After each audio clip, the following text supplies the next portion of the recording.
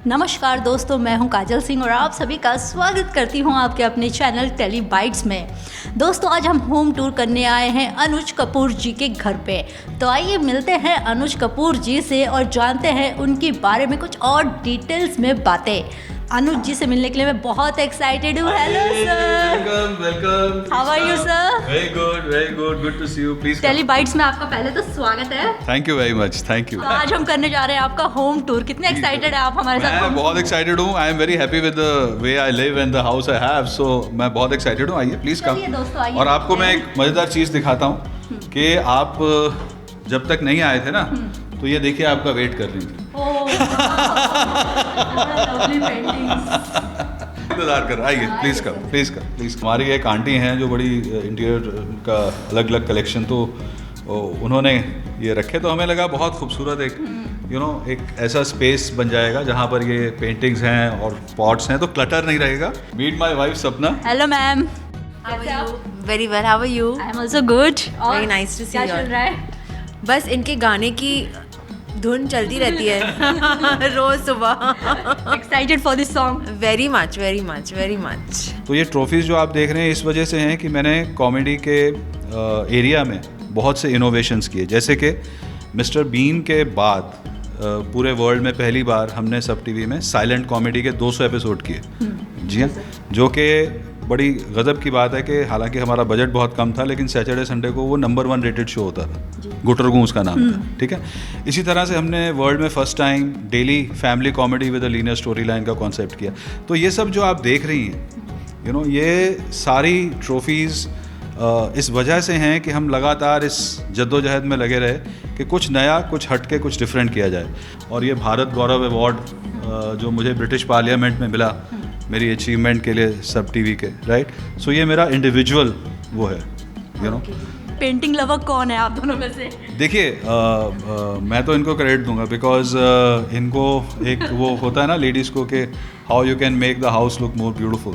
तो इनका ये था कि हम लोग अच्छी पेंटिंग्स लगा के इसको करें, तो primarily I think it's her credit. जी देखिए, हमारी एक आंट हैं जिनका नाम है कविता कपूर। उनका नाम भी लिखा हुआ है इसके ऊपर।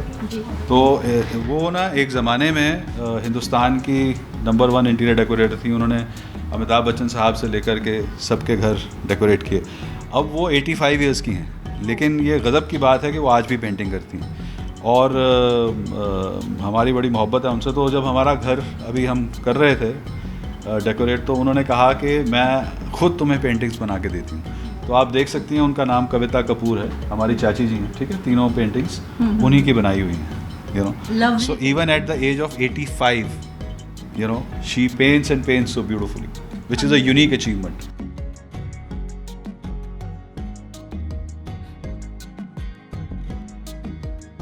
देखिए, जैसे लिविंग रूम है हमारा, है ना, तो ये हमने थोड़ा सा सोबर टोन ही रखा है क्योंकि मुझे अंडरस्टेटेड कलर्स ज़्यादा अच्छे लगते हैं रादर देन शाउटिंग।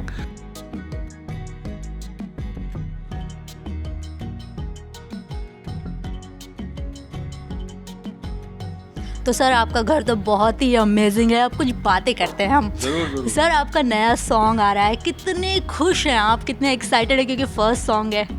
जी देखिए, इसमें मुझे सबसे ज़्यादा जो खुशी है वो ये है कि जैसे आपसे मैंने अर्ज़ किया अभी थोड़ी देर पहले कि हमेशा मैं कुछ अलग करने की कोशिश करता हूँ। तो इसमें 2 चीज़ें जो हमने मेरे ख़्याल से सक्सेसफुली की हैं।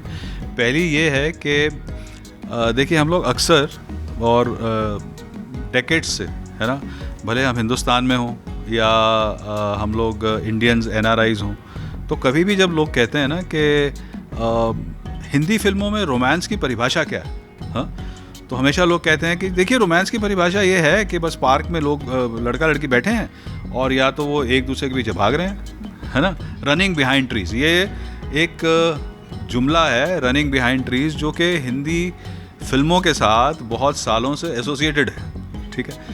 तो और गज़ब की बात यह है कि पिछले 70-80 बरसों में वो चीज़ वैसी ही रही है और ये चाहे ऑडियंस की डिमांड हो या एक उसका एक अपना चार्म है जो कि I think unique to Indian cinema, वो चार्म की वजह से है, तो वो वैसा ही रहा। तो मुझे ऐसा लगा कि हम उस चीज़ को एक ट्रिब्यूट देते हैं, कि हमारे यहाँ का एक बड़ा कमाल का, बड़ा यूनिक, बड़ा अलग typically Indian Hindi movie romance flavour है। तो हम क्यों ना एक उस फ्लेवर को ट्रिब्यूट दें और एक रोमांटिक सॉन्ग ऐसा क्रिएट करें जिसमें हम उस सारे एलिमेंट्स को वीव इन करें जो कि हिंदी फिल्मों के रोमांटिक सॉन्ग्स में डेकेड्स से चलते आ रहे हैं। मेरा यही था कि मैं रोमांस में कॉमेडी का समन्वय किस प्रकार करूं, है ना, और वो भी एक नॉट के बहुत हाहा हू टाइप, बट एक दिल को गुदगुदाने वाला, स्वीट, फील गुड, एंड आप उस पर मुस्कुराएं भी और उसको एंजॉय भी करें। हमारे यहाँ ये ऐसा हुआ था कि हमारी मिसेज़ जो हैं कुछ दिन के लिए मायके गई थी, तो मैं उनको मिस कर रहा था, तो ये ट्रिब्यूट उनको है। रिएक्शन पहले तो जब उन्होंने लिखा था तो I loved it that time only, and when he had written it was I think 2 years back, so which is right, I actually gone to my mother's house and he sent me these lyrics on the WhatsApp. I said this is very nice, बहुत अच्छा है, and फिर उन्होंने मुझे गा के भेजा, तो मैंने बोला कि this is too good. I mean ये हर किसी के इस पे चढ़ेगा, ज़बान पे चढ़ेगा। तो फिर धीरे धीरे उन्होंने आगे स्टैंजास बढ़ाए, वो सारा कुछ पूरा गाना कंप्लीट किया, एंड इट वाज, मुझे बहुत अच्छा लगा। जब ये एक्चुअल में म्यूज़िक में बन के आया तो इट वाज, मैं खुद कितने दिन ये गुनगुना रही थी। कि और अपकमिंग प्रोजेक्ट्स के बारे में क्या कहना चाहेंगे आप? देखिए, 2 तो मेरी फिल्म्स हैं ऑलमोस्ट जो शुरुआत अब हो जाएगी शायद कुछ वक्त में उनकी, क्योंकि मैंने जब सब टीवी छोड़ा था तो मेरा ऑब्जेक्टिव यही था कि मैं कॉमेडी फिल्म्स बनाऊं, राइट। तो अभी मेरी 2 स्क्रिप्ट्स जो हैं वो अप्रूव हो गई हैं और जल्दी आई थिंक वो फिल्म्स शुरू होंगी। और उसके अलावा OTT में भी एक प्रोजेक्ट हमारा जो है वो अभी डिस्कशन स्टेज पे है। आइए काजल, आपको ले चलते हैं हम अपनी बालकनी में, जो हमारे घर का सबसे खूबसूरत हिस्सा मुझे लगता है और जहाँ बैठ कर के बहुत सुकून महसूस होता है।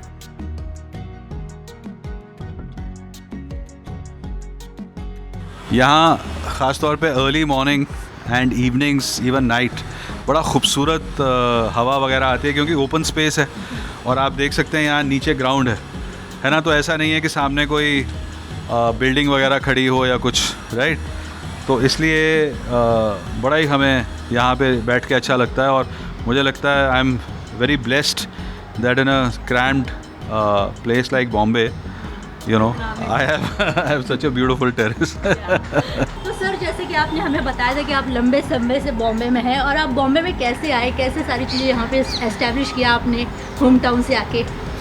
जी देखिए, बेसिकली तो मैं यहाँ पढ़ाई करने आया था, MBA की डिग्री किया, लेकिन वो पहला ही जॉब जब मैंने मार्केटिंग का किया तो मेरी समझ में आ गया कि मेरा ज़्यादा जो बेंट ऑफ माइंड है वो क्रिएटिव है। तो वहाँ से फिर मैंने पहले क्रिएटिव एडवर्टाइजिंग में स्विच किया और वहाँ फिर एजेंसीज़ में क्रिएटिव डायरेक्टर रहा, फिर मैंने एड फिल्म्स डायरेक्ट किए। और फिर एक मैंने जब सिटकॉम डायरेक्ट किया 2001 में, तो मुझे उस बात का बड़ा मज़ा आया कि एड फिल्म्स में तो सिर्फ 30-40 सेकेंड ही आप 30-40 सेकेंड्स में आपको कहानी कहनी पड़ती है, राइट। जबकि टेलीविज़न शो जो है उसमें आपके पास एक 22 मिनट का कैनवस है। तो जब मैंने अपना पहला सिटकॉम डायरेक्ट किया तो मेरे को सबसे अच्छी बात ये लगी उसमें कि मेरे पास कहने के लिए बहुत कुछ है, कॉमेडी करने के लिए बहुत कुछ है। तो उससे फिर मेरा टेलीविज़न के स्पेस में कॉमेडी में इंटरेस्ट आया और उसी समय भगवान के दया से मुझे जॉब भी इस तरह की मिल गई जहाँ पर कि वही चीज़ करनी थी।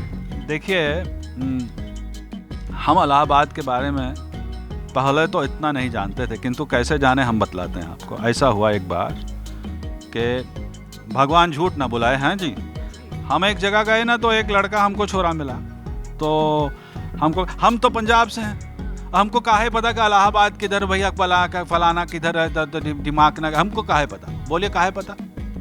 हाँ, तो हम गए ना, तो हम कहते हैं उस लड़का तो मिला हमको, तो हमको कह रहा है कि भाई साहब कहाँ से? हमने कहा हम तो पंजाब से, लुधियाना से। तो हमने उनको कहा कि भैया आप कहाँ से? तो कहते हम इलाहाबाद से। हमने कहा भैया इलाहाबाद कहाँ हुआ? वो बहुत नाराज़ हो गया हमसे, इलाहाबाद कहाँ हुआ? हमने कहा हाँ इलाहाबाद कहाँ हुआ? अमिताभ बच्चन ने जहाँ से शिक्षा प्राप्त की थी वो इलाहाबाद है भैया। हमने तब तो जा कर के हमको समझ में आया, और अब पता चला कि हमारे सामने जो बैठी हैं वो भी स्वयं इलाहाबाद से हैं, और वो भी स्वयं उस जगह से जहाँ से बच्चन साहब ने उच्च शिक्षा प्राप्त की थी।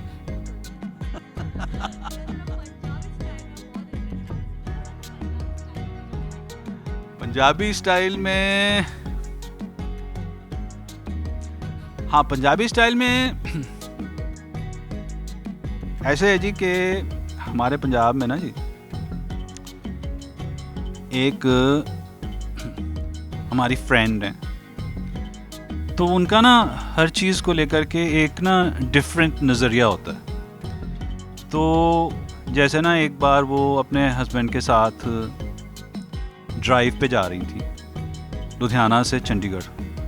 तो रास्ते च ना क्या हुआ कि हस्बैंड कहने लगे, कहते जी ये ना गाड़ी में पेट्रोल ख़त्म हो गया डार्लिंग, क्या करें अब आगे नहीं जा सकते। तो कहती तो पीछे ले लो फिर। तो ऐसी कौन सी बात है। एक दिन क्या हुआ कि वो मैं उनके साथ ट्रेन में बैठा था, तो मैं क्या भैन जी हंसते जा रहे भैन जी हंसते जा रहे। मैं क्या भैन जी क्या हो गया, तुसी इतना हंस क्यों रहे हो। तो भैन जी कहते नहीं भाई साहब मैं नहीं बताना आपको। मैंने कहा भैन जी मैं तो सस्पेंस से, मेरे तो पेट में ना जी मरोड़ आ रहे हैं, आप बता ही नहीं रहे मेरे को कि क्या हो रहा है, ऐसे कैसे होता है। तो मैं कहा भैन जी यह गल ठीक नहीं है जी, मैंने दसो तुसी की है। कहती भाई साहब तुसी मेरी कसम खाओ तुसी किसी को नहीं बताओगे। मैं कहती नहीं बताऊँगा। कहती भाई साहब मैंने ना रिटर्न टिकट ली है, लेकिन वापस आना नहीं तो गवर्नमेंट को बेवकूफ़ बना दिया। है जी, ये रोमांटिक सॉन्ग है, ये रोमांटिक सॉन्ग है, लड़का है लड़की है बीच में कुछ रंग है, ये रोमांटिक सॉन्ग है, ये रोमांटिक सॉन्ग है। तो आप हमारा जो ये रोमांटिक सॉन्ग है उसको लेकर के अपनी अपनी रील्स बना के हमें पोस्ट करेंगे, तो हम अपने YouTube channel as you like it productions पर उसको रीपोस्ट करेंगे ताकि लोग भी आपका हुनर देख सकें। सो आई होप दोस्तों आपने इंजॉय किया होगा एंड बहुत सारा फन किया होगा। कमेंट सेक्शन में जल्दी से कमेंट करके बताया कितना मजा आया, और अगर अभी तक आपने हमारे चैनल को सब्सक्राइब नहीं किया है तो जल्दी से कर दीजिए। And thank you so much for watching my video. And please watch on YouTube, ये रोमांटिक सॉन्ग है, ये रोमांटिक सॉन्ग है। जरूर देखना सर का सॉन्ग।